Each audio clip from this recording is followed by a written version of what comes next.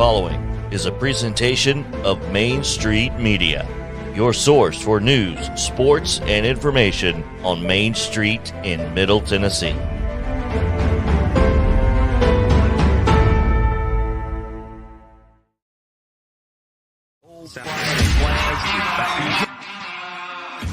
"30 years of the best sports talk in Middle Tennessee, featuring Tennessee Radio Hall of Famer George Plaster, Tennessee Sports Hall of Fame coach Watson Brown, and Young Guns Billy Derrick and Michael Sindrick. And now, here's your host, George Plaster.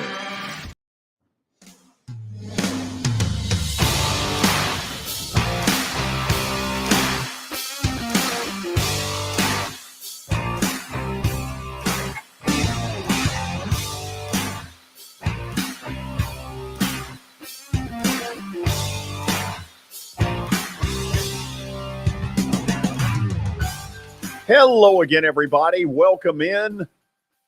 Yeah, it's nice today. Don't get used to it. Let me tell you what's coming. Not that you don't already know because you've been hearing it for days. Late tomorrow night, the old cold front zips through here, and then we get temperatures that are insane. Tomorrow night, like a low of 14. Friday, I saw numbers in the single digits. You know what? It's going to be cold. Be even colder up on the plateau where Watson Brown will be. Watson, fair to say you will not be playing golf? Fair to say, yeah. I will probably not get 3 feet out of a fireplace, if you really want to know the truth. Yeah. I'll be close. I believe it. So first of all, do you all normally get more snow than we do? If we get 4 inches of snow, do you get 6? How does that work? No, really, no. The only consistent difference I see is temperature. We're usually 4 to 5 degrees cooler than you guys in Nashville, and that's amazing, isn't it? 80 miles up the road, but you go straight up that plateau, and it just changes everything. And so that's what I see. I'm going to say averages 4 to 5 degree difference nearly every day. In the summer, not as much, but in the winter, fall through the spring, you're pretty much 5 degree difference. Billy, do you want snow for Christmas? I would love snow for Christmas, George. I don't think we're going to get it, though, but I'm seeing a wind chill of -17. Yeah, that's nice. That'll be pleasant. That'll be great walking into church. Yeah. Well, you know what? Church will be warm. Deal with it. You got that right. Let's check in with Terry McCormick and see if he's got any good news. The last few days, it's just been all downhill in his daily Titans update. Do you have one piece of good news? Yes, George. I do have one piece of good news, but even though it's good news, it's kind of tempered with bad news, shall we say. The Titans today signed former University of Tennessee quarterback Josh Dobbs to their active roster. He had been on the Lions practice squad. That's the good news. Now the bad news. The reason they signed him is because it looks like Ryan Tannehill is out. Okay, when you say that, have they said he ain't playing Saturday? They have not said that, but there's even a report out there that says Tannehill could need surgery on the ankle. So haven't been able to confirm that yet, but my guess is if they're going to add a quarterback to the 53-man roster, that means he has to, from another team's practice squad, that means he has to stick around for at least 4 games. And so if they're going to have to use a roster spot to do that, that tells me Tannehill is probably not suiting up at least Saturday. And my guess is on a short week, not next Thursday either. Okay, so Malik Willis was good enough to beat the Texans down there. Is he good enough in front of just an absolute boatload of empty seats that you know are coming on Saturday? Is he good enough right now to beat what is a much better Houston? He is, if Derrick Henry will run for 200 yards like he did the last time they played. I think Malik Willis is a guy that, he's improving. He looked a little bit better in the one series he played against the Chargers before Tannehill came back in and gutted it out. But he's still probably a long way from being ready. George, here's my thinking on this. The Titans have added Dobbs. They should have added a guy like Dobbs, in my opinion, a couple of months ago, because you need a veteran stopgap type of guy that can go out there and execute the offense and get you through a game or two while your starter's down. And when you are trying to do that with a rookie quarterback, it's an uphill battle. So, Terry, let me ask you this. Dobbs is not the only one of these types out there. He's never been able to go more than the third guy. And, that's just the way it's been. Who else do you think they considered before they signed him? Well, not really sure. There's not a lot of options out there. Whatever's out there right now is very limited. Obviously they thought Dobbs was an upgrade over Kevin Hogan, who they already had on the practice squad. So they went ahead and went with it. But, pretty much anybody that is somebody is on a roster spot. There are a few guys maybe that are practice squad guys that you could get, but none of them would be any great shakes. You'd be looking at, the Deshaun Kaisers of the world. They've been there, done that. Did they consider Watson? I don't know. You might ask if Watson, did your agent get a call? No. My agent is history anyway, so I wouldn't have gotten a call. Guys, I disagree. I think Josh Dobbs is a great sign. I've watched him playing games. I think he's a winner. I think he is a really good backup. He's smart. He learns quick. He picks stuff up quick. I think when I saw that, I said, good move. That's the first good move I've seen. I agree with Terry. Why didn't we do that the minute he wasn't taken by anybody? I'd have jumped all over him. So let me see if I've got this right. Terry, at the time they picked him up, whose property was he? He was on the Detroit Lions practice squad. So he had been with the Cleveland Browns in the offseason, but I think he got shuttled aside when Deshaun Watson came back, or maybe even a little bit before that. But he was with the Browns earlier, at least in the offseason. So all signs are Malik Willis on Saturday in front of all those empty seats. And let me say this, I'm not trying to take a shot here, but if you go Saturday in that weather, God bless you. Yeah. Prayers for you too. Prayers and all that stuff. It was funny. We were talking to Kevin Byer today, and he was bracing for the fact that there probably won't be a lot of people there. He goes, "Hey, if I wasn't playing, I'd probably stay home and watch it too." Now that's an honest man. I like that. I like that a lot. Terry, good work as always. All right. We'll see you guys tomorrow. That is called Terry McCormick's Daily Titans Update. And it's been brought to you by Sumner Funeral and Cremation. They are sharing their family with yours in your time of need. They've got 2 convenient locations, both in Gallatin and Hendersonville. You can also find them online at sumnerfuneral.com. Don't forget about the Justin Tucker team with Platinum Realty Partners, Middle Tennessee's most trusted team in realty. They are proven to be trusted with your most personal asset. Give them a call at 615-906-8458. All right, I know both of you guys always look forward to this every day. The College Football Bowl scoreboard report had a couple games yesterday. First, the Idaho Potato Bowl, Eastern Michigan whipped up on San Jose State 41-27. And then the Boca Raton Bowl was a pretty good one last night. Toledo beat Liberty, much to the chagrin of George. That wasn't your bet. You were in basketball last night. I lost in another one, but thank you. Yeah, I got you, George. And then one game tonight, New Orleans Bowl, Western Kentucky and South Alabama. Watson, South Alabama had a really good year in the Sun Belt, right? And I think Western Kentucky is down 2 quarterbacks. Yeah, because their starter transferred. Yep. I know I thought I read the starter in plan, but I think the backup may be gone too. So they may be in real trouble now. Oops, we may want to change some things before we. I could be wrong, but I think I'm right about that. Did you take them? Not anymore. Between now and the end of the show, things can change. Watson's one step ahead of you, George. You don't believe that? Oh, I know you change it before the end of the show. You might want to check that to make sure I'm right. You had a piece of info I think I am. I know the starter didn't he declare for the draft, or maybe he's gone into the portal or something?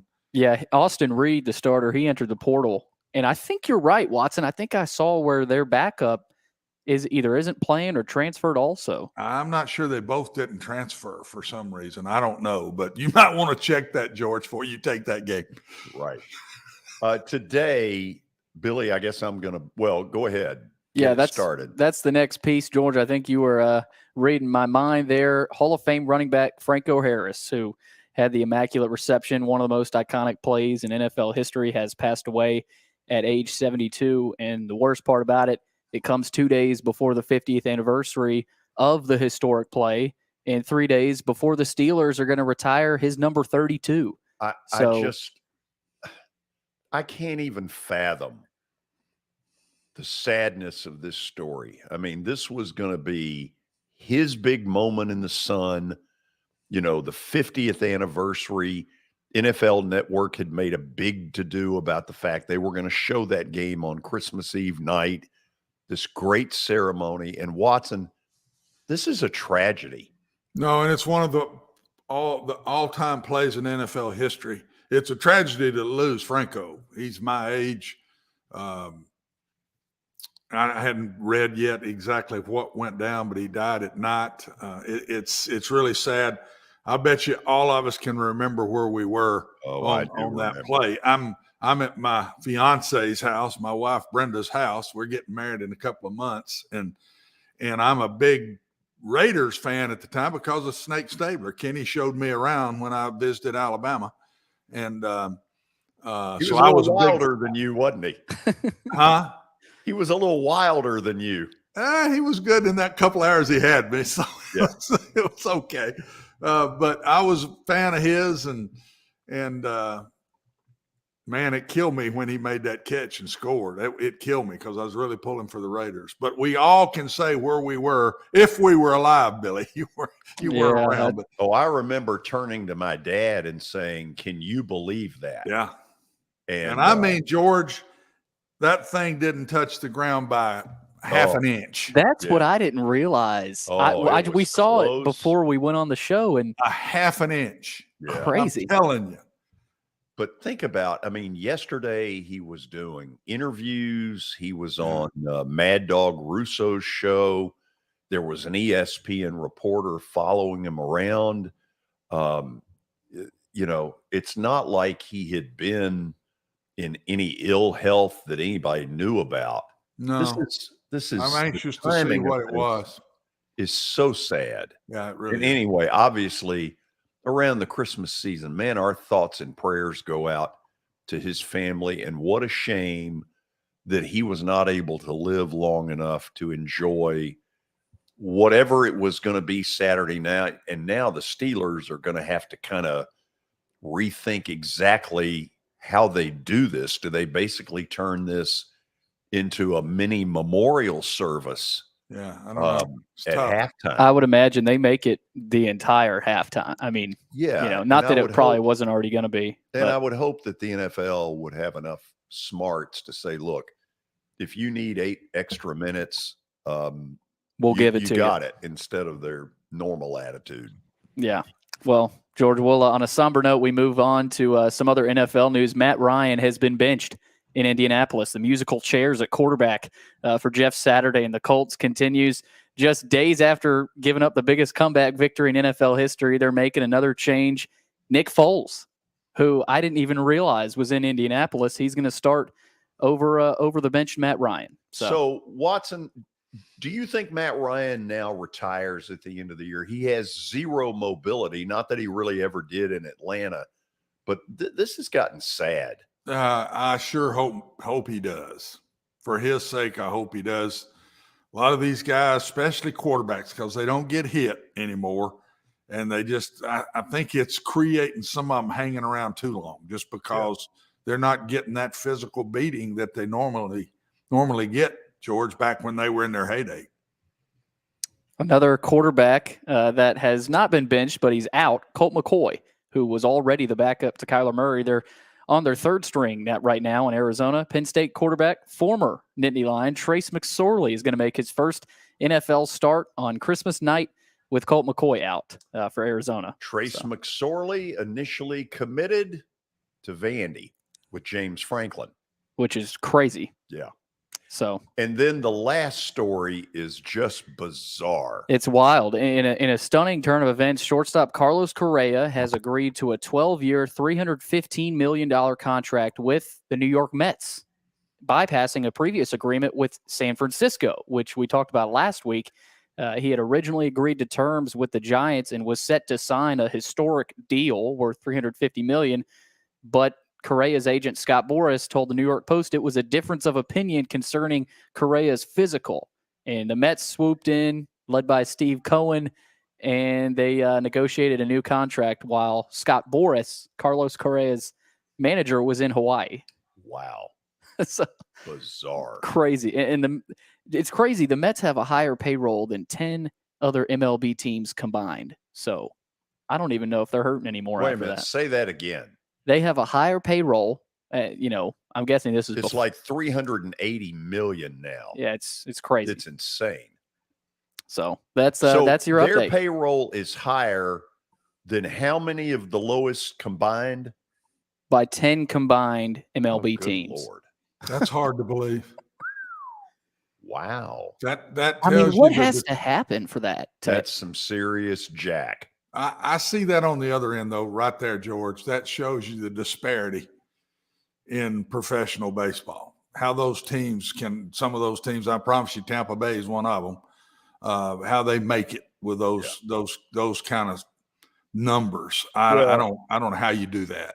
What you learn is that payroll alone does not guarantee. Mm-hmm. No, it don't, but it sure don't hurt. No, it doesn't hurt. Okay, we have a great show for you. After the break, I guess he might be the tallest contributor to the show because he's about 2 inches taller than Lee Fowler. Union City's Mark Griffin, former University of Tennessee star, will join us. If you have never heard Mark talk college basketball before, he is really good. You'll enjoy him. Then at 5 o'clock, Mark McGee will be with us. We'll talk a little bit of Predator hockey with him. They got a game tonight in Chicago that they desperately need to win. They got a victory Monday night. They need to sort of put about 3 or 4 together and get this ship going, because if they don't, something's going to happen in January. That's my opinion. Okay, got a lot happening. Mark Griffin is next on Main Street Media Television.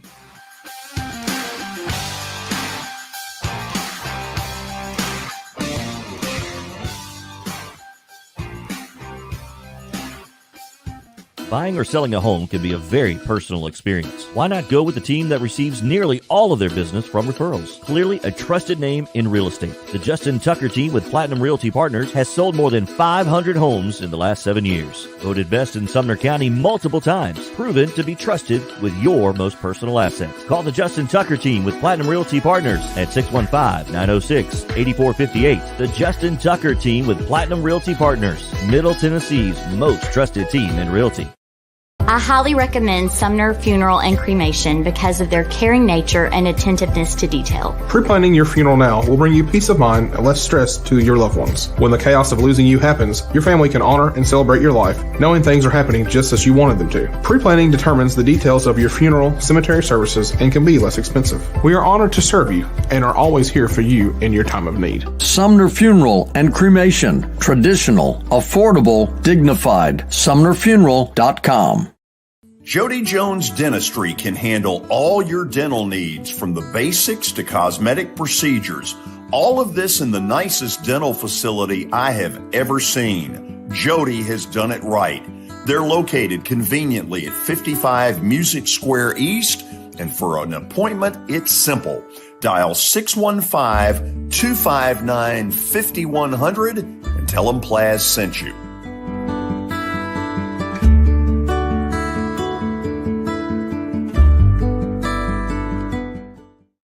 When you're thinking about golf, consider Riverside Golf Links.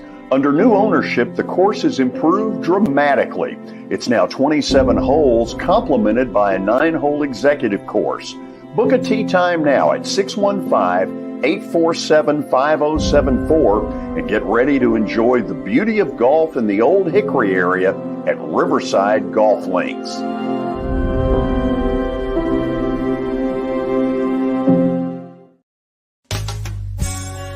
I'm Bart Durham. I was sworn in as a lawyer in 1963, and I've been working as a lawyer since then. We're a firm that does exclusively personal injury, a lot of tractor-trailer crashes. Insurance companies will open up their checkbooks when you force them to. We have systems that work. We get the most money for our clients in the shortest amount of time. I'm Blair Durham. My dad and I want to help. Give us a call at 615-242-9000. This is Eric Berner with Rockcastle Wealth Advisors. I help people in the pursuit of making their money live as long as they do. People hire me because I use a customized, individualized, and personal approach for the person I'm working with. Everyone's situation is different. If you've lost a spouse or a parent and want to make sure your inheritance is utilized and does not just disappear, I can help with that. Call me at 615-235-1058 or email eric@rockcastlewealth.com.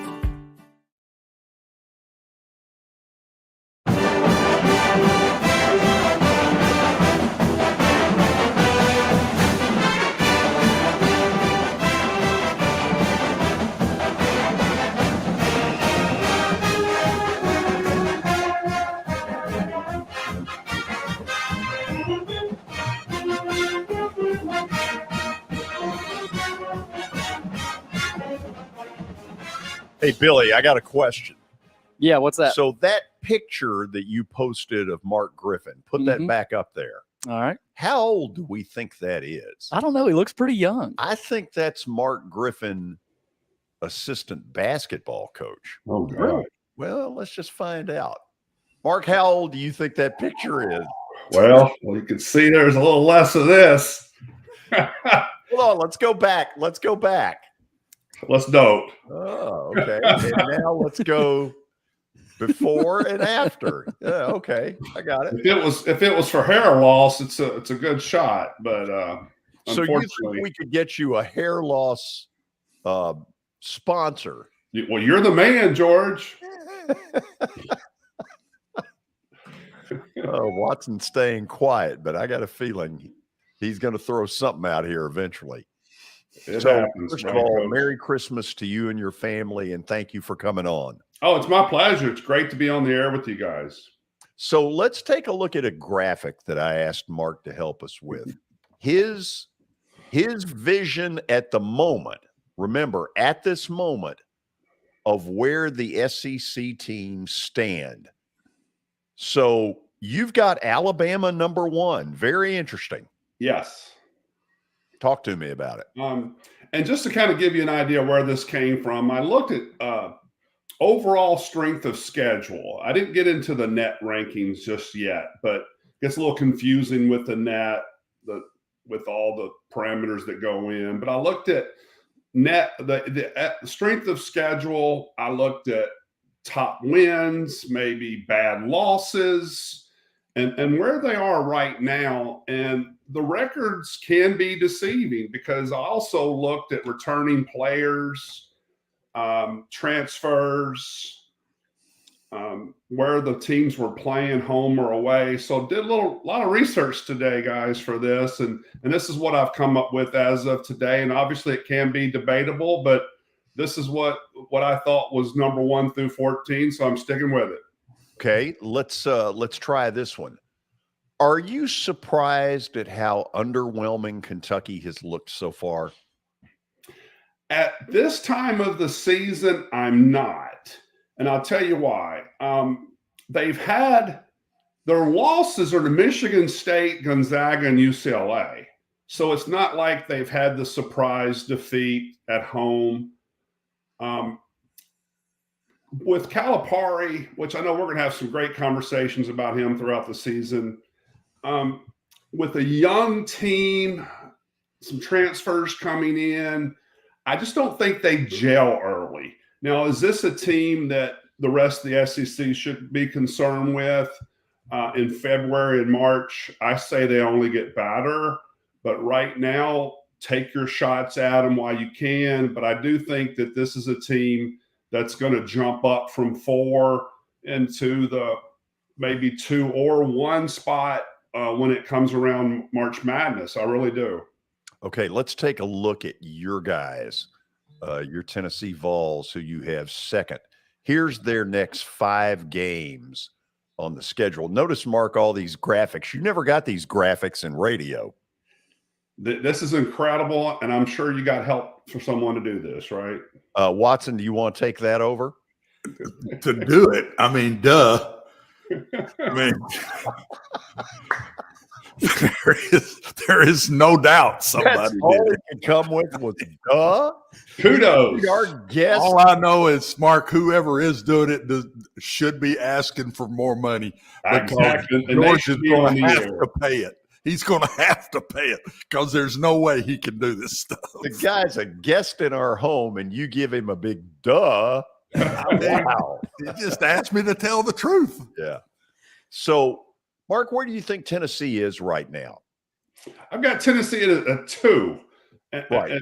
And the reason being is the Colorado loss in Nashville, which many locals were able to attend, was one that I think really got the attention of the program. And Coach, you'll be able to talk more about this, but there's some games where you learn more from a loss than you do from a win. I know I've been in situations like that. And I think this really got their attention. And then losing at Arizona came down to the wire. And Arizona, to me, is a Final Four type team. What's concerning, though, with them being ranked where they are is their shooting.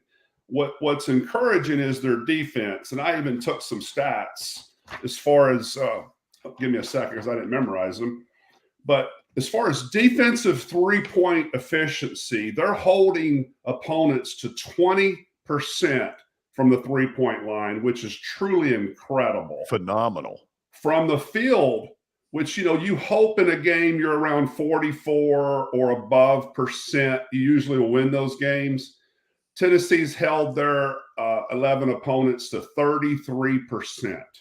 Truly incredible, with the average margin of over 20 points in wins. And the opponents are averaging around 53 a game. Concerning, they've had some great opponents, maybe not so great of opponents, but it does say a lot that one thing that has to be steady throughout the season, guys, is you're gonna have nights you don't shoot the ball well, but you've got to play defense. And with Coach Barnes, he preaches defense. When if you don't play defense, you're not going to play. And I think that's why one of their players, Meshack, has really come on board to play, even though he's limited offensively. He's done an extraordinary job defensively, and that's why he's getting minutes, and that's just one example. Mark, when somebody says this Tennessee team could go to the Final Four, what do you think when you hear that? I think you've got to have Triple J playing. I think that if Triple J, which is Josiah James, if he is not on the court playing 25 plus minutes a game, I question it. But I think the reason you're hearing that goes back to the defensive theme of being aggressive, with the chemistry that I think is there for this team. Because one thing you don't have with this Tennessee team, you've got 5 players that are scoring double digits. No one is scoring over 11.5 points a game. So you're just not going to have that consistency night in and night out from one guy. But what it does tell you is that each night you're going to have multiple guys step up. And I think that says a lot for this program. As a team, they're strong. As individuals, they're really good. And I think that with the style of play that Coach Barnes demands and implements, with the mix of seniors, with the influx of five-star Julian Phillips, which has kind of hit a wall here recently, but will overcome that. I can see why they're in the picture. Watson, say hello to Mark Griffin. Hello, Mark Griffin. Hey, Coach. How are you? Good to see you. It's a lot more fun to talk to you when I can see you than just through the radio. You I feel wouldn't that say way? that's always true about George, but it is you. Oh, wow. George dressed up. George is dressed up today. He's got his Preds stuff on today, so he's Christmas party tonight. Oh, geez. Who invited you to a Christmas party? Always something with George. Mark, I got two questions. I got one from listening to you talk. When you say they guard the three well, how do you do that? I mean, does that mean that you get out and crowd them, but yet you're athletic enough that they can't dribble drive around you? Does that mean the zones out? They're real good at understanding who they're playing and leaning to the shooters better than other people. Tell me a little bit about what it is that makes you guard the three so well. Well, I'll touch on the latter when you mentioned zone, which Tennessee doesn't run a lot of zone, but when they do, it is what you just mentioned. They know who the shooters are, and they're hedging, which means you're playing towards that individual more, and you're dropping off maybe another shooter that may not have as well as a shooting percent, or a point guard that you don't let penetrate as much, because in the game today, it's about penetration and kicking. So I think they cover that really well. When it comes to man-to-man, what you don't see Tennessee do as much as some programs, and this is team by team, you'll see this when they play Kentucky and Sheway. They'll double down, which means one forward or maybe even a guard, depends on where the ball's coming from, will leave their man and come and double up with Sheway and force him into a quick shot or a forced outlet pass. So if they're not doubling down, then that does give them more ability to go out and guard their three-point shooting players that they're going against. And they're not just having to leave guys open. They're very aware of situational plays where people will draw up specific shots for three-point shooters. And they've just done a really good job of boxing out so where they don't get the extra rebound and kick. Once again, we talk about kicking it out. If you get that offensive rebound and four guys are going to the basket, then you're going to have guys that are open that move about the three-point area, and they've done a really good job of not allowing that to happen so far. The other thing that I've noticed defensively this year, to me more than even last, and I haven't seen them very much, but enough to say they're real good in transition defensively.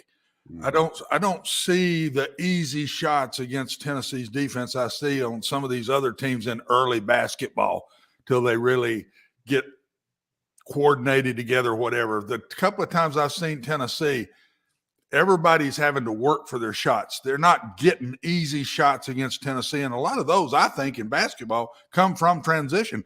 A lot of the threes in today's game are transition threes.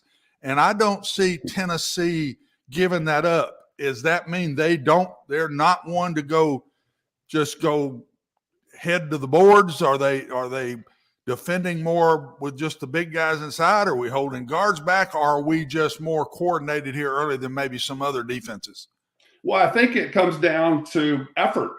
Some of it's effort, and you're very astute in what you're sharing, because in some situations Tennessee may send, and other programs, it'll be interesting when you watch games, for the average basketball fan that watches games look and see when a shot's taken, how many of the defensive players go to the basket versus stay back and then go off on the other end of the floor.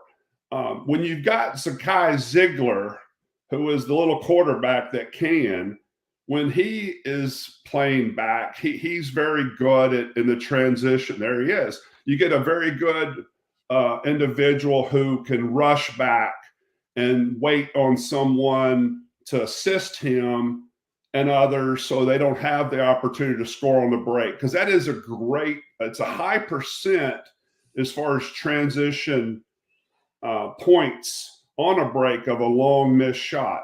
Now, I'll still go back to the Colorado game, because it's one of the things that Coach Barnes commented on was Colorado beat the crap out of Tennessee in transition.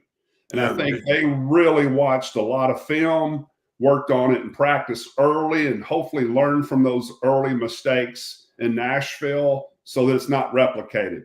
Now, are they going to have down times during the game? Yes, they're going to have them this evening against Austin Peay. But you work to minimize your mistakes, maximize your strengths. And Tennessee's strength right now is capitalizing on their defense.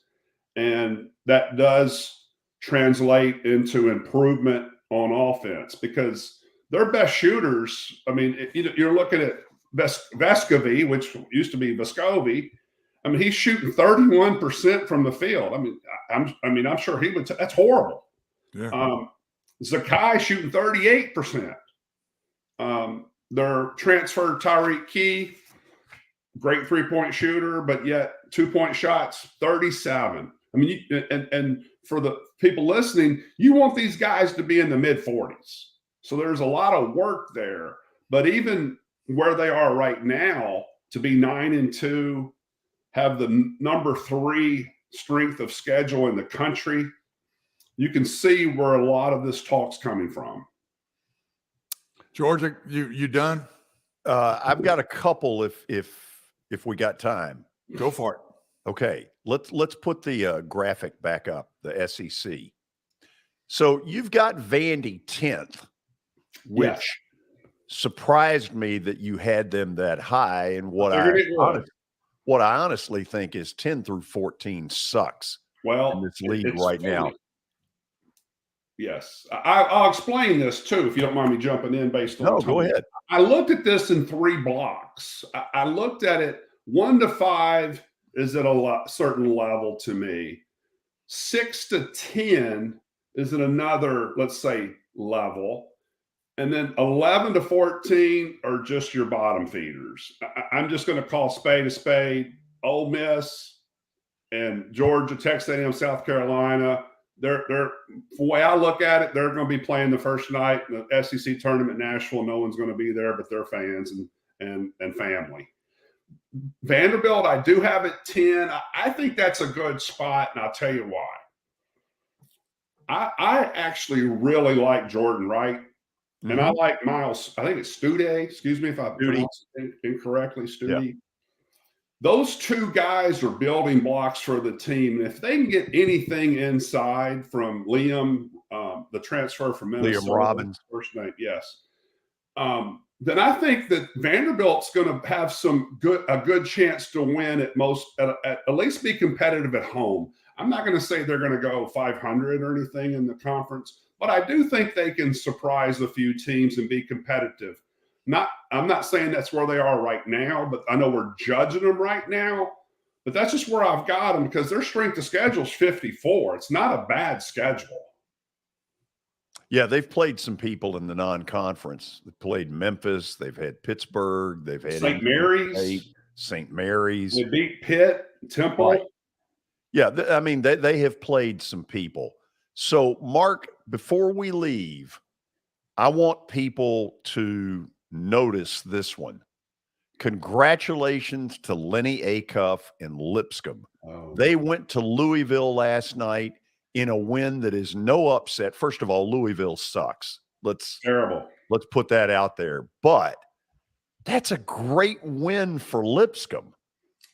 It's a great win, and it's something that the team is definitely going to be reflecting on down the road. Coach will be mentioning, hey, when they go into any hostile environment within the conference, they're going to say, hey, you've gone through this. And for student athletes, a lot of the game mindset is mental. Yeah, they're great athletes. Everybody you play is pretty much going to be a great athlete, but it's how mentally strong you are and what goes through your mind. And when they go back and Coach mentions their mindset, how they carried it out for that victory in Louisville, he's going to bring that up so they think about something positive when they're behind with 3 minutes left, or even, the last minute of a game, where they're going to be able to pull something positive. And I guarantee it's going to help them get other victories down the road. Okay, it's time to embarrass Billy, who doesn't remember anything in sports if it didn't happen within the last 5 years. What was Mark Griffin's signature trademark at Tennessee? Well, he was tall, about 6'8". Had hair. I'm guessing he had hair.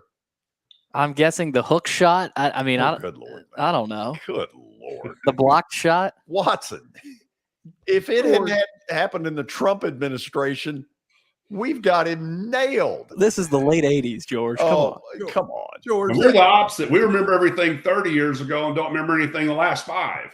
Or yesterday. Or don't remember our names. Okay, so show Billy what the trademark was. Oh, gosh, I hadn't done this in years. I used to, when I hit a 3-pointer, run down the court and raise my hands like the referee did. And people thought that, it's funny, George, I don't know if you even know the whole story. People thought I was showing off. Especially Vandy kids hated you for it. And I loved it. The thing about it, I loved it. I loved for the opposing students to hate me. And there were some adults that did too. I remember I ran the Oak Ridge boys at a baseball game. I think I may have been with you, and they were even getting on me. This was years ago. But I saw a sports psychologist, probably need a psychiatrist, but it was a psychologist. And it was just the mental thinking of visualization, which was kind of new back in the late 80s, of seeing it through, visualizing running down the court with your hands in the air. So when I caught the ball, in my mind, I'm already thinking running down the court with my hands up. And that's how I improved so greatly and finished, top 5 in the SEC in 3-point percentage. Love it. Mark, let's do this again soon. Appreciate you coming on. My pleasure. Thanks, guys. Mark Griffin, he's good. He knows his stuff, and you're really going to enjoy him during the college basketball season. That I promise. Watson, let's go to the break. I'm not even going to tell you where we're going. Aren't you surprised, Watson? Duh. That's my second duh of the day. Stay tuned. More does when we come back.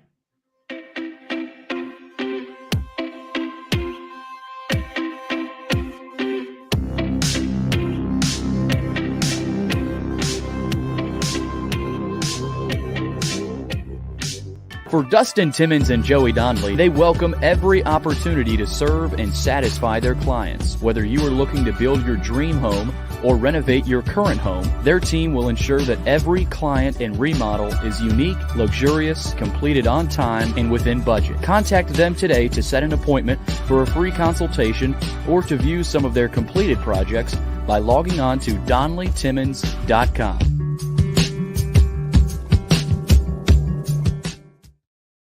At WellSkin Dermatology and Aesthetics, we pride ourselves in providing access, innovation, and a patient experience second to none. Access to care and treatment when you need it. Innovation with medical-led cosmetics and various on-site technologies for full-service treatments with a customer experience that is calming, casual, and effective. Independently owned, providing medical, surgical, pediatric, and cosmetic dermatology and more. Visit WellSkinMD.com to schedule your appointment today. WellSkin Dermatology and Aesthetics. Access to healthier skin. It's your last chance to get a spring tune-up for summer. Complete Service Heat and Air can clean your coils, check out your motor, and make sure you have cold air on that first hot day of summer. Complete Service Heat and Air is located in White Bluff, Tennessee. We do service and repair on heating and air the right way. 24/7 service. Call us at 615-797-3997. That's 615-797-3997. Serving Cheatham, Davidson, Dixon, Hickman, Humphreys, Montgomery, and Williamson counties. Have you heard about the high levels of radon in Middle Tennessee? Radon gas is the second leading cause of lung cancer, second only to smoking, and has no color, no taste, and no smell. The only way to know if you have radon is to test for it. Duret Radon Mitigation offers testing for small and large-scale residential and commercial properties, plus mitigation services. Visit DuretRadonMitigation.com to request testing or get a free estimate for mitigation. That's DuretRadonMitigation.com.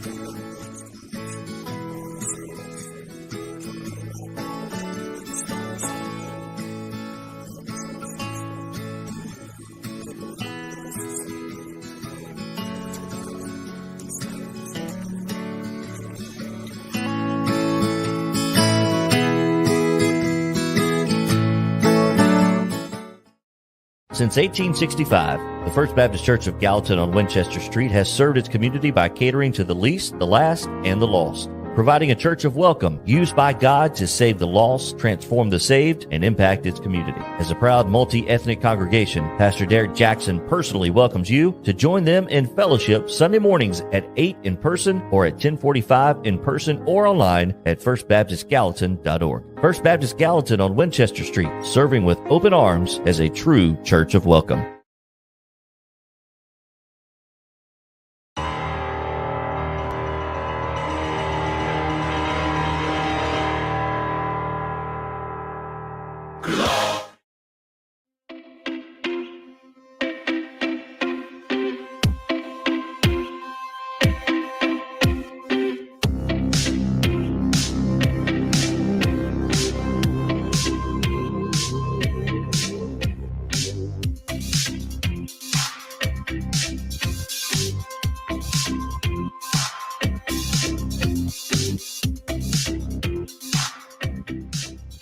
Billy got a little ahead of himself on Glorious. It'll get Glorious at 5:00 with Mark McGee, and looking forward to having Mark on as always.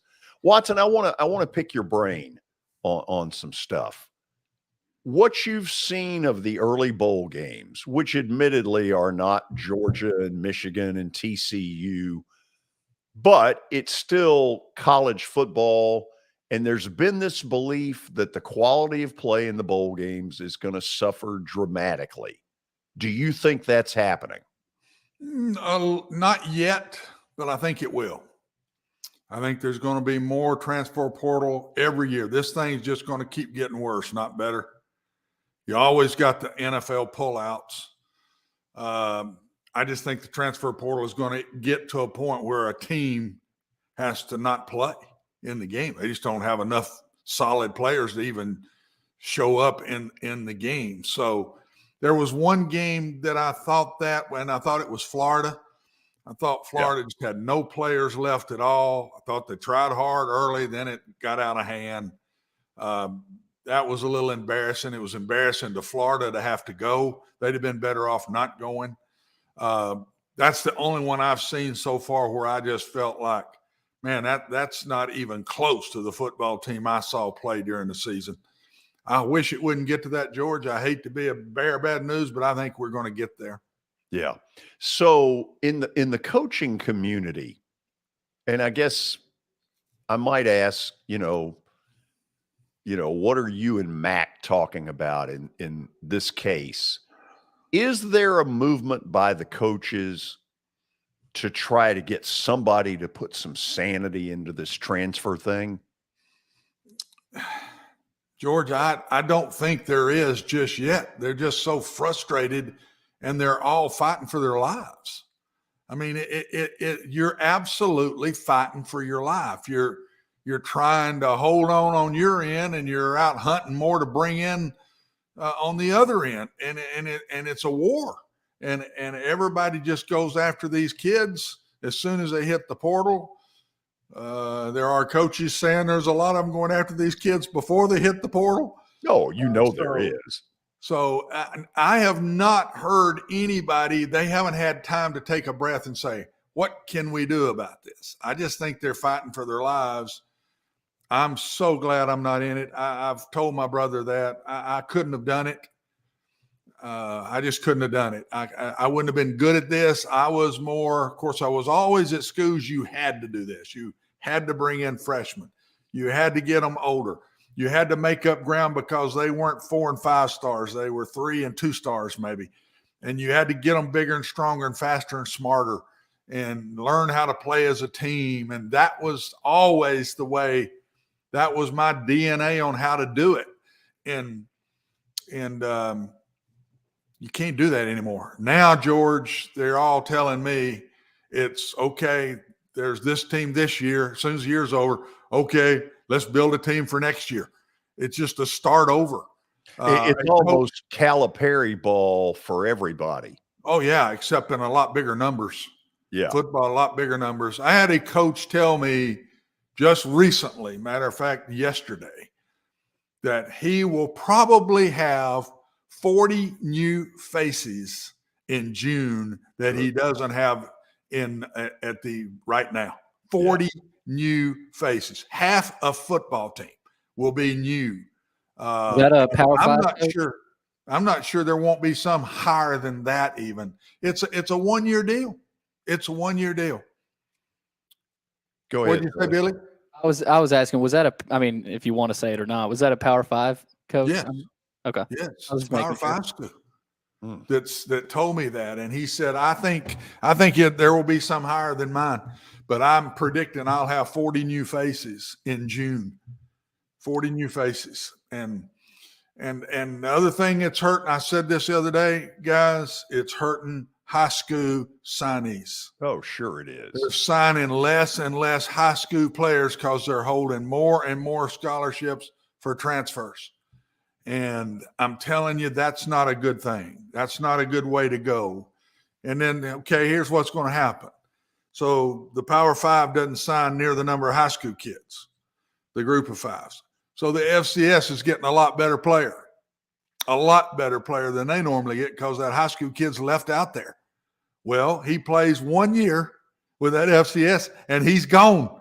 He's in the transfer portal. He leaves the FCS and he's in a Power 5 the next year. I mean, it's insane what I'm seeing. I listened to Fickle today talk at Wisconsin about it, and they asked him on television about it, and he said, the first thing you got to do is have a great relationship with all your players.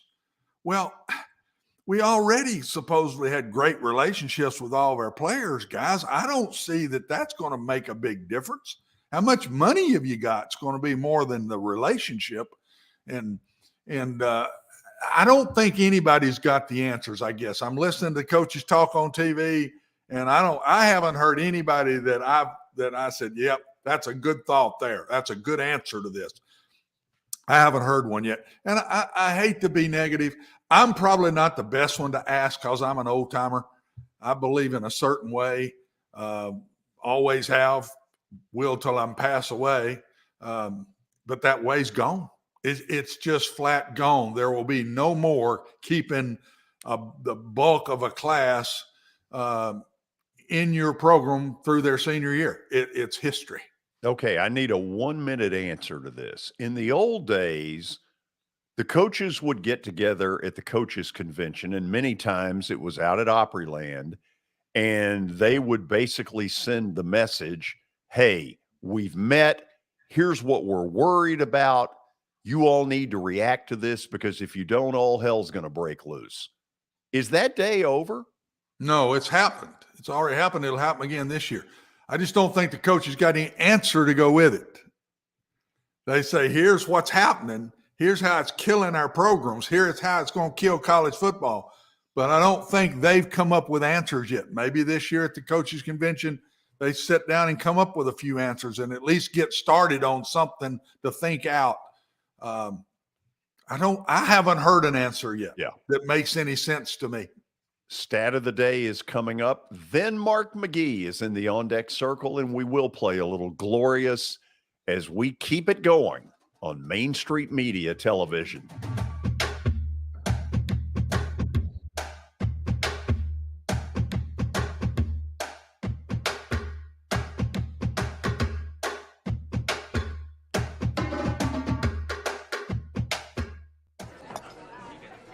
You've been putting back a few, and a few becomes a few too many.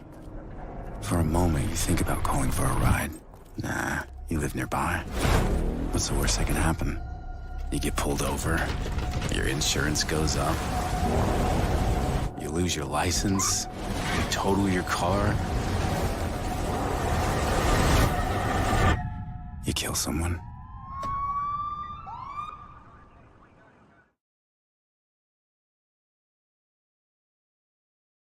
Walmart Supply Chain is hiring in Lebanon. Earn up to $22.25 an hour when you join our new fulfillment center. Enjoy competitive pay and premium perks, including 100% paid college tuition, 401k match, flexible schedules, a free Walmart Plus membership that includes discounts, and free Paramount Plus, paid time off, and so much more. Fulfilling work starts right here. Text JOIN to 240-240. That's JOIN 240-240 to apply now.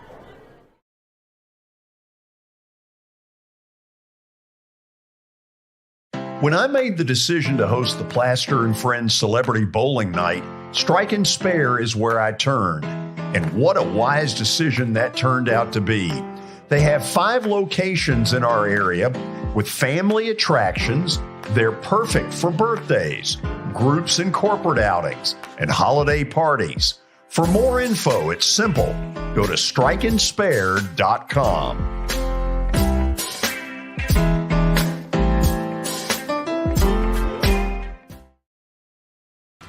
After Hit has become the baseball store in Tennessee. They have over 1,000 different models of gloves and over 1,500 wood bats. They also have several Iron Mike pitching machines as well as a Hit Trax machine. If they don't have it, you probably don't need it.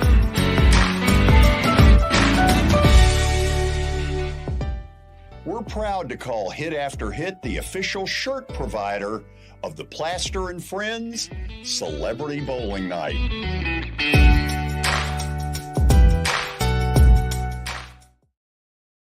This is attorney Bart Durham, and this is me. I'm Aaliyah. Keeping in good physical condition is really important to me. But when I had a wreck with a tractor trailer truck that hurt my legs so bad I couldn't work for almost a year, I knew I needed a lawyer that understood tractor trailer cases. So I called Bart. Bart gets millions of dollars for his clients every year. At Bart Durham Injury Law, we've handled hundreds of tractor trailer cases. My dad and I want to help. Give us a call at 615-242-9000.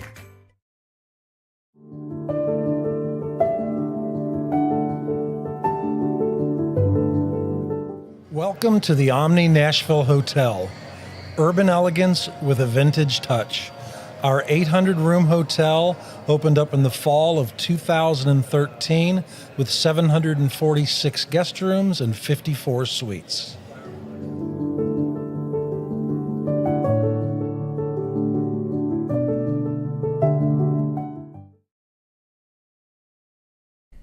Hey everyone, I'm John English. This is Keith Wallace, and we would like to welcome you to John English Antique Sports and Cards in Shelbyville, Tennessee. We specialize in graded and ungraded sports and non-sports cards, vintage wax boxes, and unopened cases. We have a large selection of PSA graded cards. We also specialize in old sports collectibles, baseball, football, basketball, golf, and tennis. You can find it all at John English Antique Sports and Cards. We are happy to be associated with Nashville's greatest sports antique, George Plaster.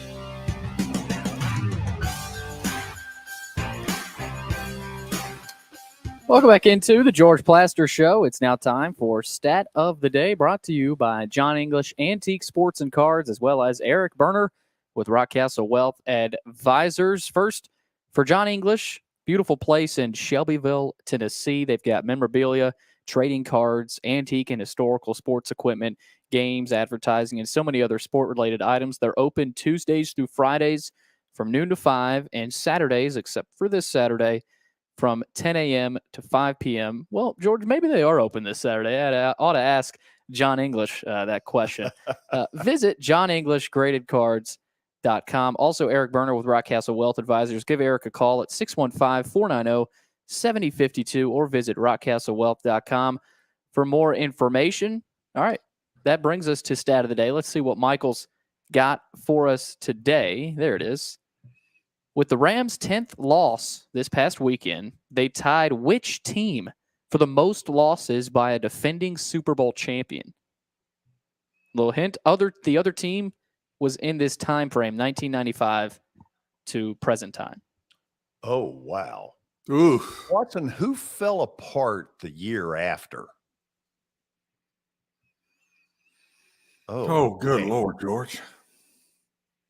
I don't think we could get it if we cheated. I don't. Gosh. You know what? After Baltimore won with Trent Dilfer, didn't they go in the toilet because they had to, salary cap wise? You're on your own there. I don't remember that one. I'm going Baltimore Ravens. Final answer? Yes. All right, let's check that answer. It's the 1999 Denver Broncos. We could have had till 6 o'clock and been allowed to cheat, and we weren't going to get it. Yeah, that one was over my head there. Couldn't have come up with that one. You know, these yesterday's might have been the easiest stat of the day. Today this might have been the hardest. Okay. Have we reached the 5 o'clock hour? We have. Does that mean Glorious is just around the corner? Yes, it does. I know you're excited about that, George. This is the 5 o'clock hour. It is presented to you by Middle Tennessee Bone and Joint Clinic. They combine state-of-the-art orthopedic service with a family atmosphere. Their mission is to provide high-quality, specialized orthopedic care in a compassionate manner to the people of Columbia and Middle Tennessee. Visit them online at mtbj.net for more information, and that leads us into, as George wished, Glorious.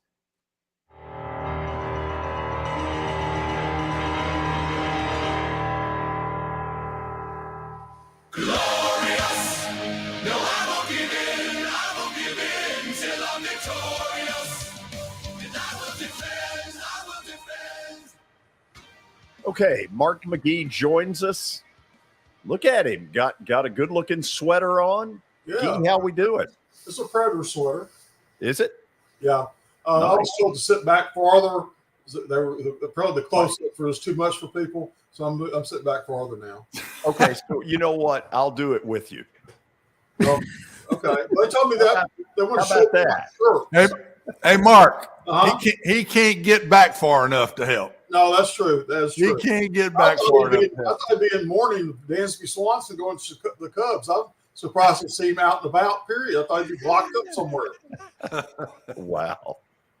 So, Watson, by the way, that was such a cheap shot. I owe you a few, to say the least. Yeah, I was going to say, Watson's got a couple more coming after the beginning. I'm not even at halftime yet at this point. You're on the 40-yard line. Whoa. Trying to get into plus territory. Yeah. Hey, George, real quick here. Breaking news. Breaking news. Ryan Tannehill's season is likely over. He's reportedly doubtful to play again this year due to the injury. So, oh, wow. That's across the dial. I hope the Dickens guys, he didn't get hurt going back in that game. Got to wonder. You do. Well, you do have to wonder. I mean, I'm telling you. First of all, we've got to go on one assumption before we talk hockey with Gee. Their training staff would not have allowed him to go back in that game if there was worry of that at that point. So that means he broke it when he went back in. Well, first of all, I don't know. Are we talking a break? It's got to be. It's I mean, if he's doubtful to play, there's got to be a break I think in there. it's a break or it's a high ankle sprain to the point where they can fix those now. But a lot of times they fix them so you can come back quicker to play. If they're saying he's out for the year, I don't know. And they've got those X-ray things, Mark, as you well know. They've got all those X-ray machines in those tents and everything to sit there and see what the ankle looks like. You would think they would know exactly what was going on with it. Absolutely, yeah. So anyway, we'll see. That's another big blow for the Titans. Their year just keeps getting better. Oh, it's just the hits just keep on coming. They just do, don't they? Yeah. Okay, so the Preds got a win Monday night that at least temporarily stopped the bleeding. Do you think this is at all a sign of better things to come? Well, I hate to throw any doubt on that, but Jack Campbell, the goaltender for Edmonton, was in just as bad shape as a goaltender as the Predators' record was, and he's in kind of a desperation situation right now. So I don't know how much Jack Campbell contributed to it as much as the Predators playing well. I think it was probably a little bit of both. Guy, I keep believing, and look, I hope I'm wrong about this. I would like to see this team get on a run, win tonight, get to Christmas, with Colorado coming in on Friday night and get one of their biggest victories of the year. But it does seem to me that while all is quiet right now, we're not stupid. If this continues, a bomb is going to go off. And frankly, for the Predators, if you're really honest about it, the worst thing that happened was the Titans firing John Robinson in the middle of the year. Yeah, I think the Predators have to look at that and think there's no good time to fire somebody, but obviously the Titans were ready to pull the trigger, and the Predators may be too eventually here. They're going to play a team tonight, the Blackhawks.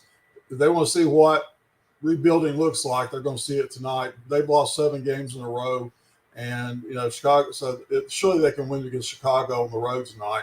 It's a short trip up there and back. It's not a big deal trip wise, and so surely they can win this one. I would think they almost have to.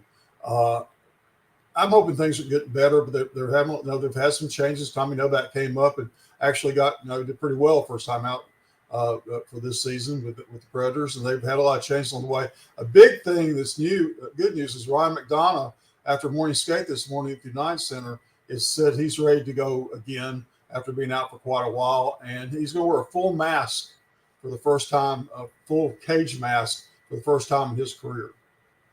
Guy, in looking at the standings, they're nowhere near right now anything. Now, this basically shows you that in their own division, they're 6th. But the fact of the matter is, for playoff considerations, they're in, I don't know, the 11 or the 12 hole right now in the whole Western Conference. So in your mind, when is put up or shut up time where they have to say, okay, we got to declare for ourselves what we are and how we're going forward? I think you see that at the trade deadline, when they're doing the trading period there. I think you see it then. Are they a buyer or a seller at that point? I don't think, right now, I think they have to be in the top 4 to make the playoffs in the division.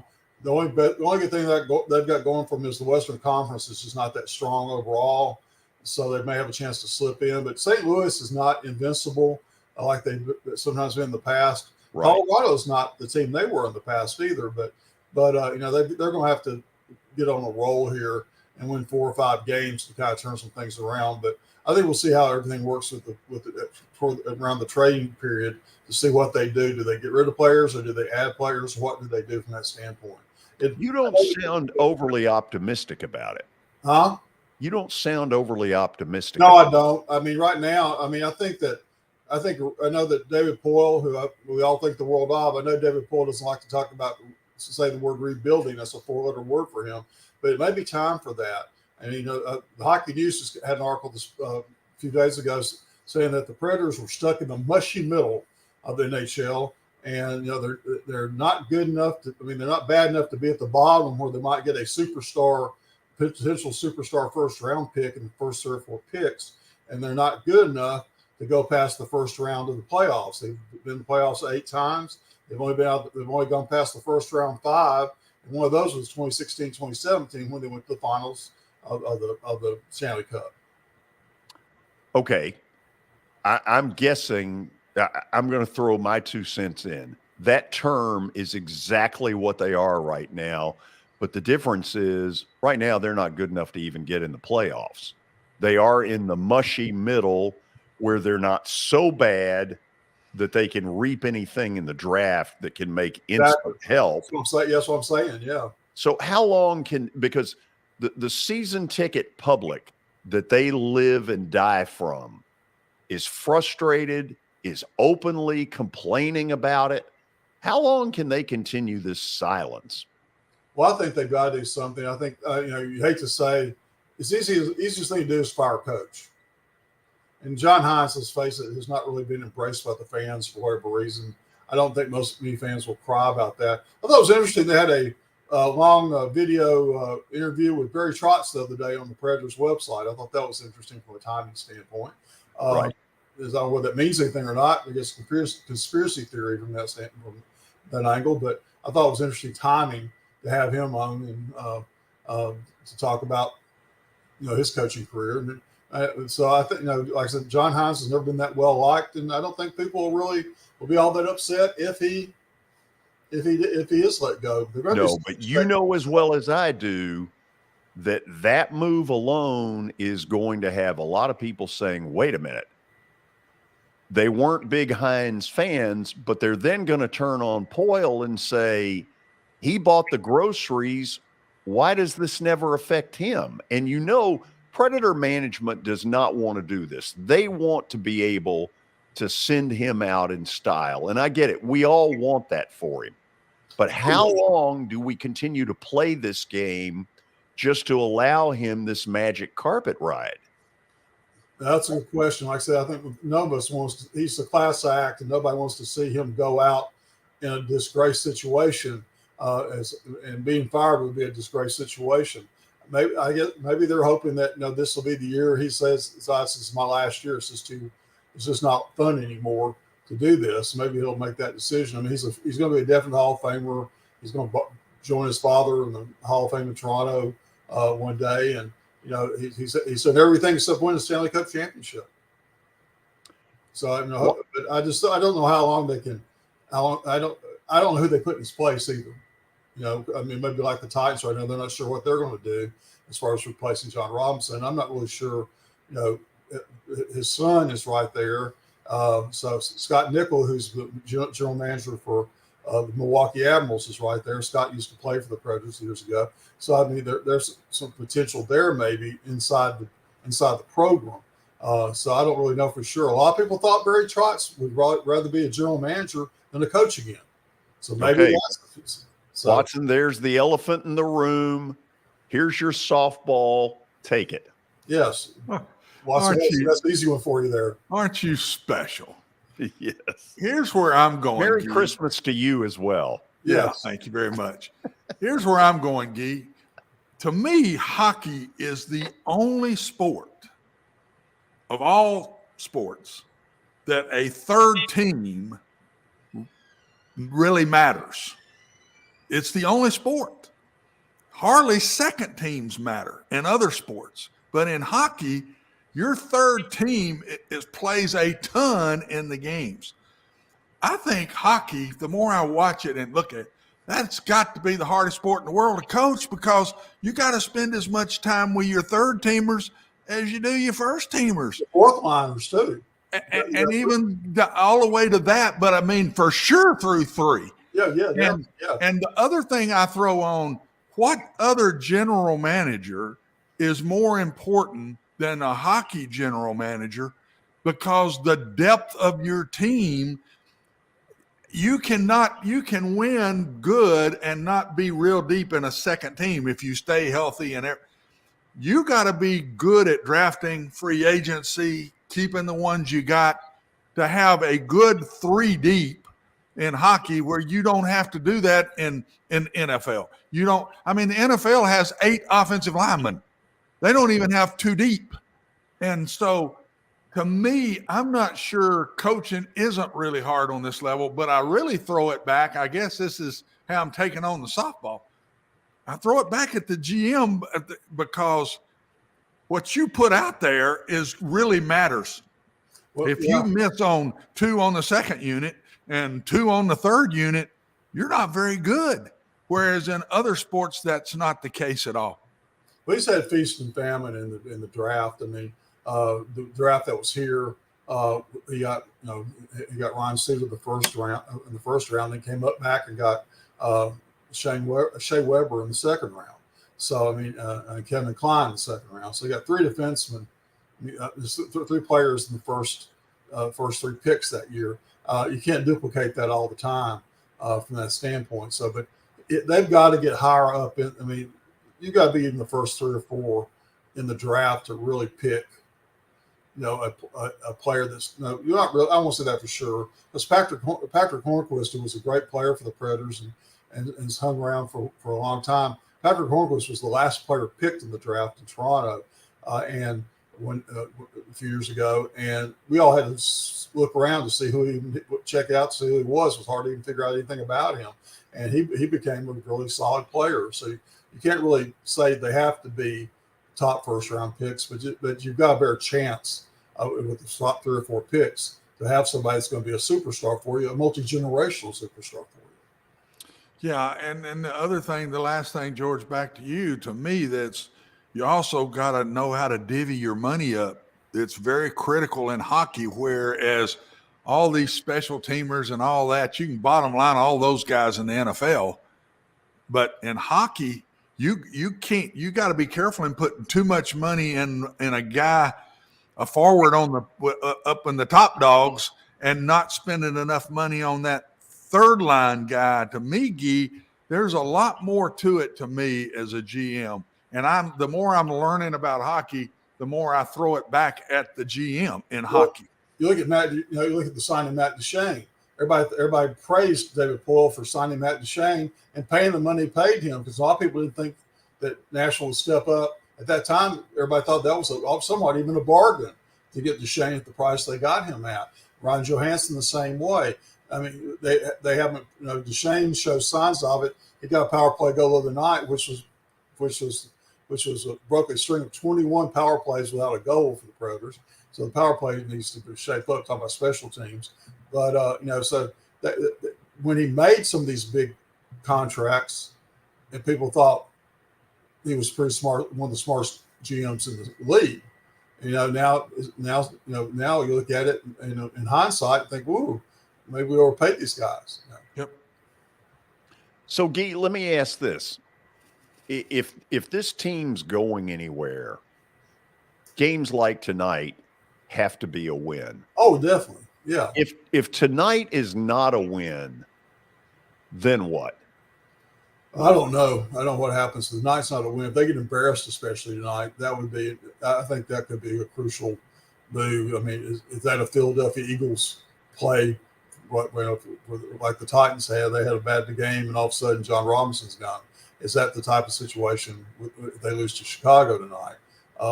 And with the Avs coming on this weekend, especially, yeah. I mean, the Avalanche is not the Avalanche of last year yet, but they are still one of the top teams in the conference.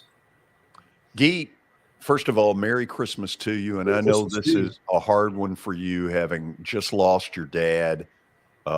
So first of all, the best for you during Christmas. I know it's not going to be easy. I know it won't be easy for your mom. But thank you for taking the time, as you do every week, to come on the show. Glad to do it. Appreciate you having me on. Merry Christmas, Guy. That's Tennessee sports writing Hall of Famer Mark McGee joining us for his weekly visit on the Predators. When we come back, guess what we're going to do? Wow, dead silence on your end. Well, I'm waiting for you to tell me. We're going to pick your brain. Whoo! How long? Quarterback carousel? Could be.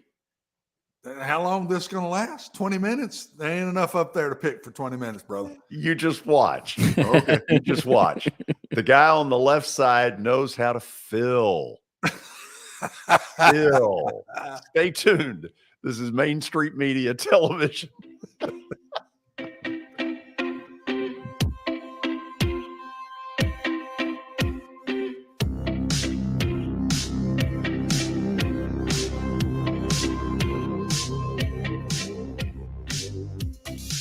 Buying or selling a home can be a very personal experience. Why not go with the team that receives nearly all of their business from referrals? Clearly a trusted name in real estate. The Justin Tucker team with Platinum Realty Partners has sold more than 500 homes in the last 7 years. Voted best in Sumner County multiple times. Proven to be trusted with your most personal assets. Call the Justin Tucker team with Platinum Realty Partners at 615-906-8458. The Justin Tucker team with Platinum Realty Partners, Middle Tennessee's most trusted team in realty.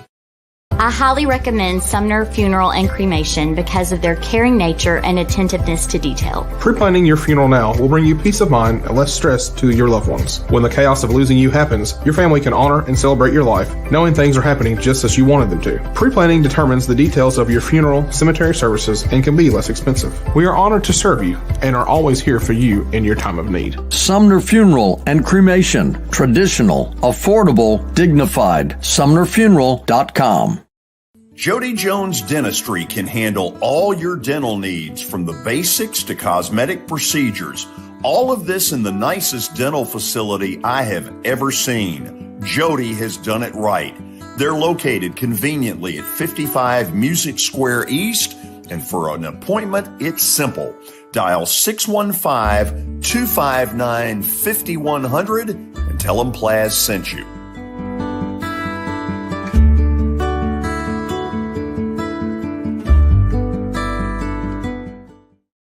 When you're thinking about golf, consider Riverside Golf Links. Under new ownership, the course has improved dramatically. It's now 27 holes, complemented by a 9-hole executive course. Book a tee time now at 615-847-5074 and get ready to enjoy the beauty of golf in the Old Hickory area at Riverside Golf Links.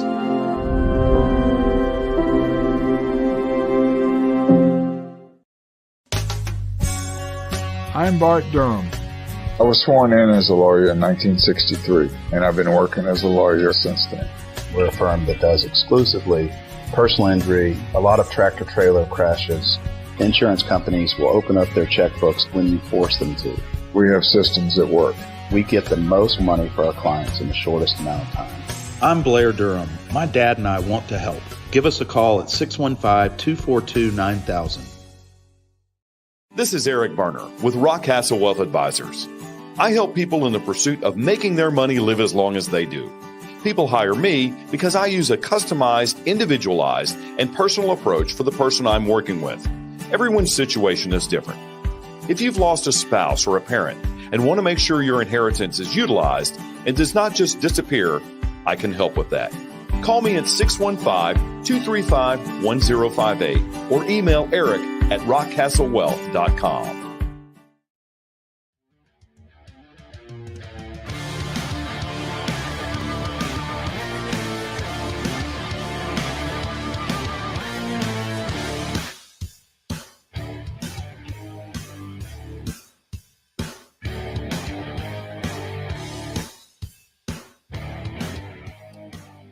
Okay, we're back. We're calling this the college football quarterback carousel. Watson, I heard you say a few minutes ago that you don't think anybody has come up with anything that that makes any, that really has some meat to it as far as transfer portal. Yep. Okay. I'm going to disagree slightly. Okay. And the first person we're going to put up there is where I'm going with this. Former West Virginia quarterback JT Daniels has landed at Rice. Former West Virginia. Good Lord, he's former everybody. Well, he's been to more schools than I've been to radio stations. And that's hard to do. Watson. Can you believe he said that? Man after my own heart. Man, you're starting to rub off. That's really scary. So, by the way, you won't be with us starting tomorrow, so enjoy the rest of your life. Herm Edwards was like, when we brought this up to him last week, because this is the poster child. This is ridiculous. 4 schools in 4 years. I mean, there has to be some sort of regulation that says you're not going to play fruit basket turnover every year. 4 different conferences too, by the way. It's ridiculous. Yeah, it is. It's just how are you going to set the rule? But I don't know that I'd want the guy. I mean, at this point, I don't get excited about anybody that's run from where he is 4 different times. When do you stop, put your cleats on, and compete and become a good player? I mean, he started at West Virginia. He didn't play very good. Here he goes and runs again. I don't know. I wouldn't mess with him. Yeah, I don't disagree with that. I don't like this transfer whenever you want, but that would be a good start in some way. But I still think there's that time when the coach leaves. I do think the player ought to have the opportunity to transfer no matter how many times he has if that coach leaves. Because that's the one way I've always said somebody ought to be able to transfer. The coach can leave whenever he wants. He's the reason I went there. I had a great relationship, trusted him, blah, blah, blah. I've had ADs walk out on me, and it hurts, and it hurts bad. And then what takes their place, you don't like it all, and I could leave. But the player couldn't. So now he can. That part I like, but this just going wherever you want, no. But if I'm a coach, Rice, I can give a little bit of okay to, because I saw their quarterbacks, and they absolutely don't have any. Yeah. And so maybe this would be one you might take a shot at and go sign you a good high school guy or something. I don't know. But would you be excited to take a guy that's going to his 4th school as a coach? Not me. No. And Herm's point, and this came up last Friday, his point was, okay, you give them one freebie, but you don't give them a second freebie. And I think he's right about that. No, I don't go that far.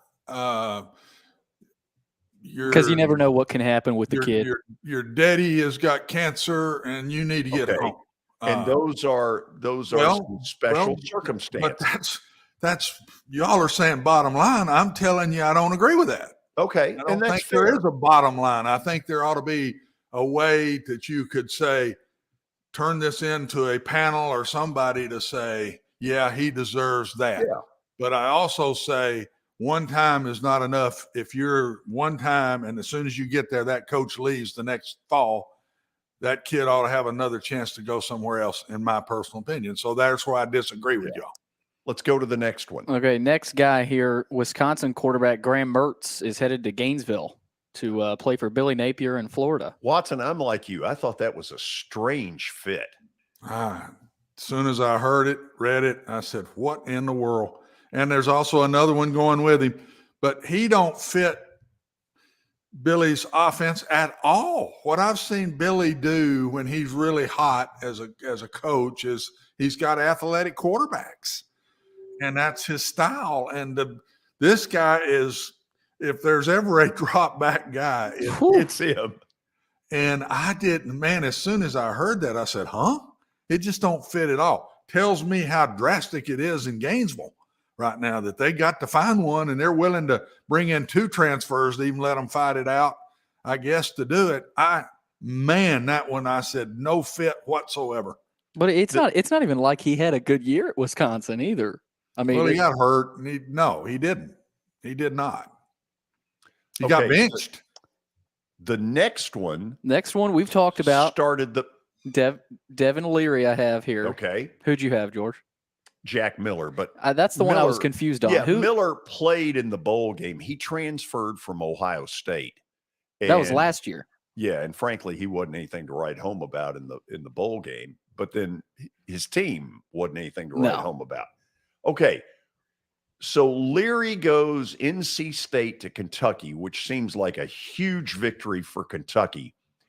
Watson, anything about that makes you nervous? Nope. I think that's the perfect fit for both of them. Of the ones that I've seen so far, I say, yep, good take for both sides. I think he fits the Kentucky style that Mark Stoops wants to play. He's got good feet, but he's not a runner. Got a very strong arm. Kentucky likes to take it down the field a lot off their play action passes and stuff. Very good player, has played really well at NC State. Played well last year till he got hurt. Perfect fit for Kentucky. Kentucky got the blue ribbon on this so far of the quarterbacks that are out there. And I think Devin was smart enough to pick the place that fit him the best. Watson, did you see they also got Ray Davis from Vandy? Yes, I did. So that offense, and all of a sudden. Ray, again, to me, is that power type back. He's not an open field dodger. He's a power type back. I think Ray made a good decision in where he went. The type of runs they run fit Ray Davis to a T to me, Billy. I'd agree. I mean, he reminds you of Chris Rodriguez. The back he's not, they had. I don't know that he's as fast as Rodriguez, but yes, he has the Rodriguez style. I agree. All right, up next we got Grayson McCall from Coastal. He has not landed anywhere yet. Would he be the best remaining free agent on the market? Yes, I think so. But I'm not sure it's done yet. There will probably be more. It's maybe after the bowls. I'm not sure there won't be another wave of them when the bowls are all over. Some may be playing in bowls and wanted to play in the game before they went to the transfer portal. And there may be a bidding war on another couple of big names too that we're still waiting on. But let me ask you this. Is there a school that when you hear his name and you've seen him, I've seen him, that you say perfect fit? Just the one that uses athletic quarterbacks are the perfect fit for him. He cannot go to a Kentucky. It don't fit him. He's not that kind of player. He's going to have to use his feet as much as he does his arm. Smart, tough, competitive, really good with his hands, runs option plays, very accurate, not a killer strong arm, but really fast and makes a lot of plays. You can run a lot of quarterback runs with him. You can run a lot of different style of offenses. The only one you can't run is the drop back pass game. He's not that. So just look at the ones that are out there that have that. He'll hang around to see if he gets a big one, I think, George. And if he don't, he'll end up at Liberty with his coach. Watson, let me ask you this, see what you think about this. What about Wake Forest? Of course, Sam Hartman is likely to leave. Well, he's the one that hasn't yet. He's going to be, I think, in that next wave.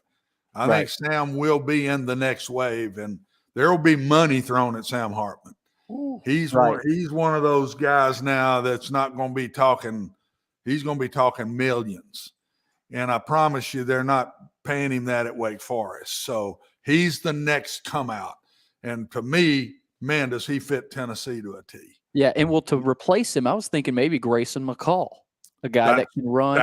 That's one of the places that he could go and have yes. And that's why McCall may hang around just to see some of these teams may not be on him yet, because it will calm down a little bit now that signing day was today, and it'll start calming down. And these coaches are now going to get into the transfer portal even deeper. So, and I'll bet you don't hear much through Christmas. And then maybe that week before January, before they go back to school, that the first week after January, the week before January 1, we'll hear some more, because they got to get these kids in school and for the spring and get them enrolled in school. So just watch it close. But I think McCall's one to keep you on. I think he's a program changer if you can keep him healthy. All right, last one. Last one on the list. Drew Pine, Notre Dame quarterback, lands at Arizona State. What do you think of him, Watson? I like him. I like him. I don't think he's a great player. I think he's a really good college football player. And he's tough. He's competitive. He's a winner. I like his poise. I like the way he responds to challenges during games. I like him. I think somebody that just needs a winner, a leader, a good solid quarterback to go with their team.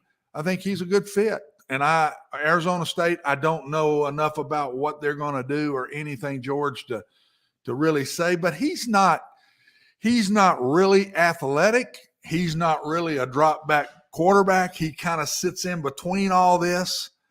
And I really like him. What was the quarterback at Notre Dame just a couple of years ago that's on an NFL team? Ian Book. I think he's Ian Book. Yeah. I think he's another Ian Book. It's amazing they were on the same team, but it's like they're two peas in a pod. And I think Arizona State's got him a good player and a winner. I think he's going to need really good players around him, though. He's not going to make the plays that some of these other quarterbacks will make in Power 5 football. Well, and Watson, he's got a really good coach too. Kenny Dillingham from Oregon. He was their OC. He's really good. Yeah, and he can run that stuff, but I won't say he'll be great at it. He's not going to be flashy. He's not going to beat you with his feet, and he's not going to beat you with his arm. He'll beat you with his consistency and good players around him. Billy, I want to teach you a little broadcasting here. Have you ever heard of the word transition? I have. Okay, watch how we're going to transition. Okay. One person who will not end up in the transfer portal is Brian Stewart. How about that? You like that? Look at him. Oh, and he knows. That is Segway at its finest, right? Hey, there. was that slick or what? Segway City. He's crimson through and through, baby. He ain't going nowhere. That's right. That's right. He ain't going nowhere. He's not headed to Troy, is he? No, he's staying crimson all the way. Hey, speaking of crimson, man, what about this early signing class? Saban is how many 5 stars, Brian? 6 right now. Saban's just flexing on them, man. And you all desperately needed that. Oh, we ain't got no players. They don't have any players. And everybody's been saying something about the players that have been leaving in the transfer portal, and I'm like, well, we just reload and start over again. And man, this class is coming in, man. I think it's just going to be a staple. I think the defense is going to be back, stronger than ever this coming year. So excited about that. A lot going on in sports today. Hey, y'all were talking about Notre Dame. I wanted to give a shout out to a local product over here at Pope John Paul. Kenny Minchie signed with Notre Dame, and I know his mom, great kid. I think he's going to do some wonderful things in college football. Excited about it. That's got to be a great feeling. Really good player. Yeah, absolutely. I mean, he could have shined more, I think, if he had crimson on, but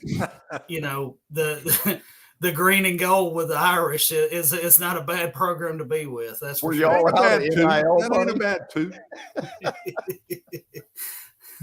So I am definitely excited. I talked to George earlier today. George called me and was telling me how excited he is about Christmas and how unprepared he is, possibly like I am.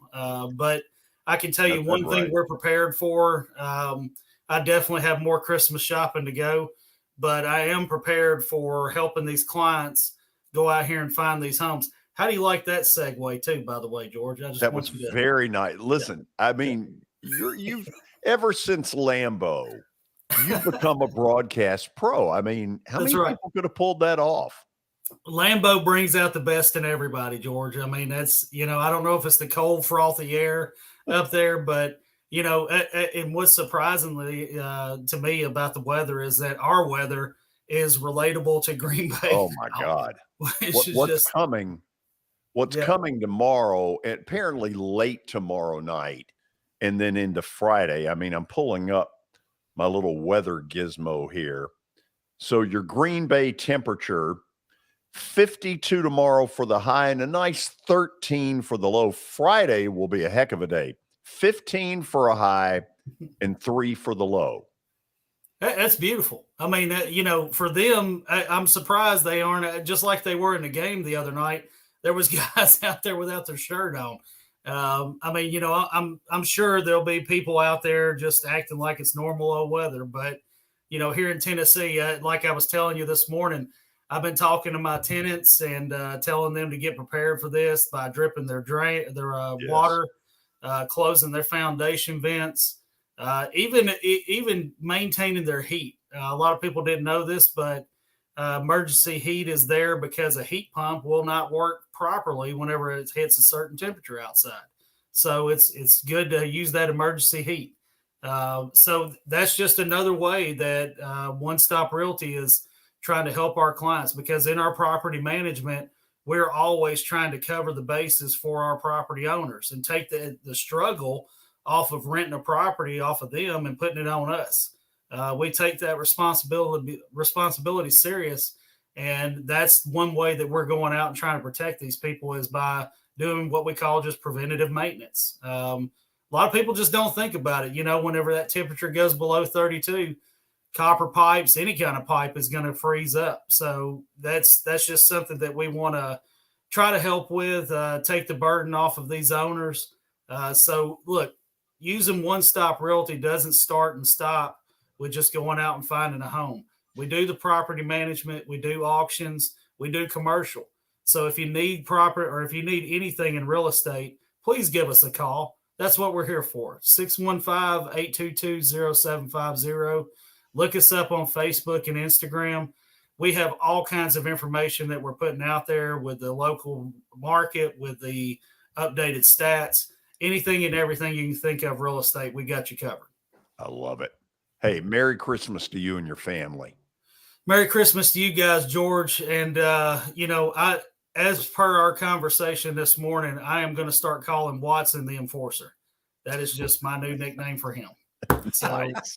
I love it. And I hope you guys have a great night. And yeah, let's hey, by the way, George, are we upset or not upset about Dansby going to Chicago? Pissed. My sentiments exactly. Yes, I'll see y'all thank guys you. tomorrow. I'm not trying to sugarcoat. See you tomorrow. All right, guys. Bye. Plaster bet of the day is coming up next. Little and it's, switcheroo. A little switcheroony. You better believe it. Stay tuned.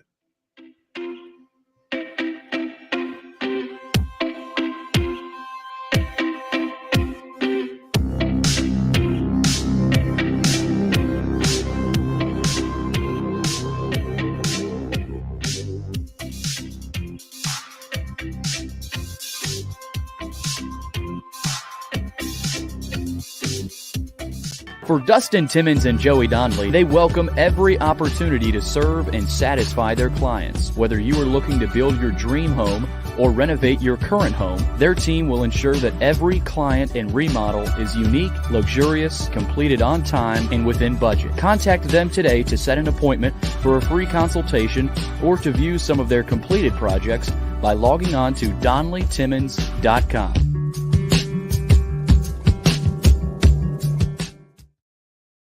At WellSkin Dermatology and Aesthetics, we pride ourselves in providing access, innovation, and a patient experience second to none. Access to care and treatment when you need it. Innovation with medical-led cosmetics and various on-site technologies for full-service treatments with a customer experience that is calming, casual, and effective. Independently owned, providing medical, surgical, pediatric, and cosmetic dermatology and more. Visit WellSkinMD.com to schedule your appointment today. WellSkin Dermatology and Aesthetics. Access to healthier skin. It's your last chance to get a spring tune-up for summer. Complete Service Heat and Air can clean your coils, check out your motor, and make sure you have cold air on that first hot day of summer. Complete Service Heat and Air is located in White Bluff, Tennessee. We do service and repair on heating and air the right way. 24/7 service. Call us at 615-797-3997. That's 615-797-3997. Serving Cheatham, Davidson, Dixon, Hickman, Humphreys, Montgomery, and Williamson counties. Have you heard about the high levels of radon in Middle Tennessee? Radon gas is the second leading cause of lung cancer, second only to smoking, and has no color, no taste, and no smell. The only way to know if you have radon is to test for it. Durad Radon Mitigation offers testing for small and large-scale residential and commercial properties plus mitigation services. Visit DuradRadonMitigation.com to request testing or get a free estimate for mitigation. That's DuradRadonMitigation.com.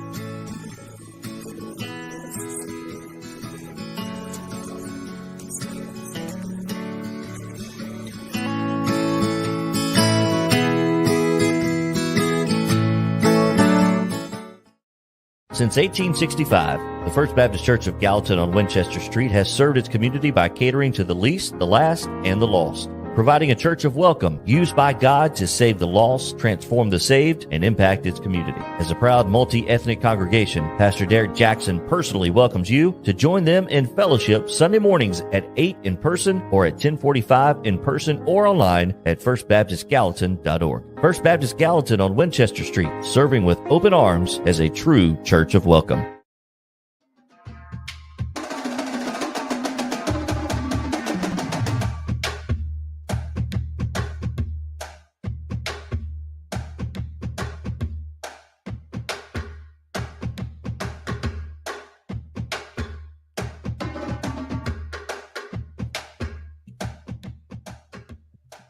Welcome back into the George Plaster Show. We close out this last segment on this Wednesday show with Plaster's Bet of the Day, brought to you by Bart Durham Injury Law.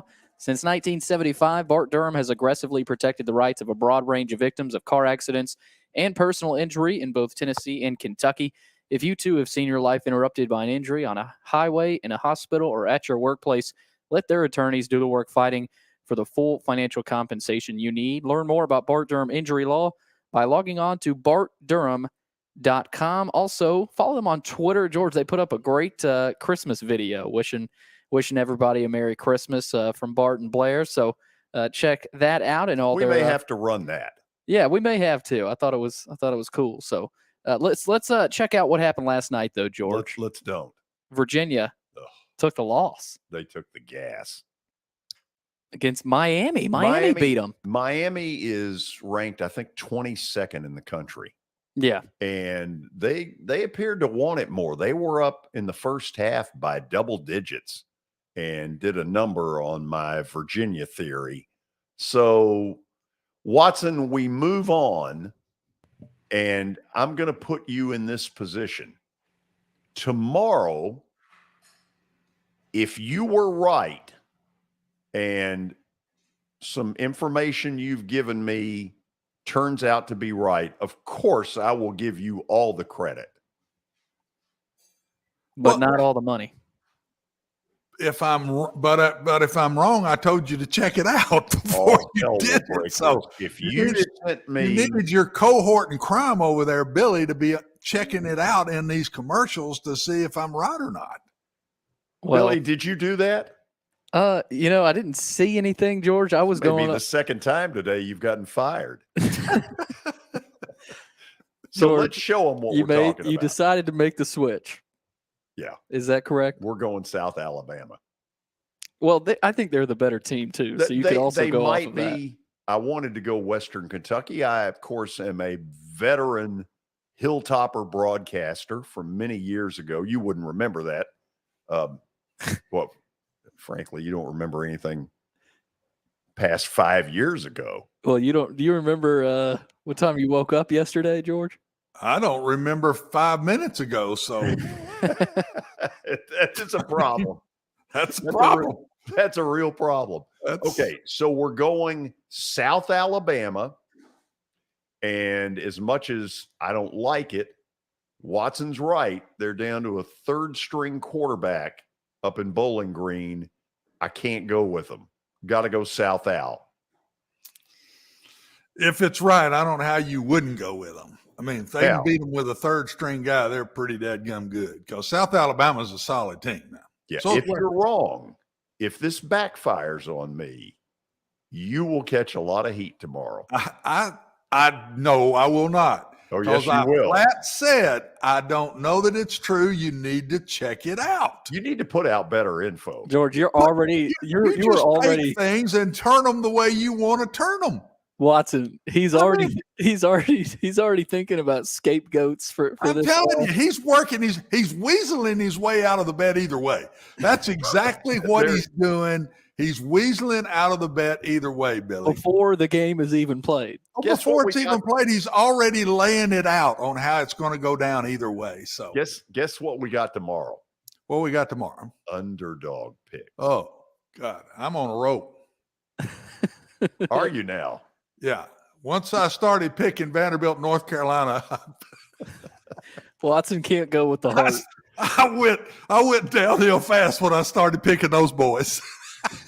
Listen, try to behave. I know they've already served dinner at the home, but tell them you need a little extra time.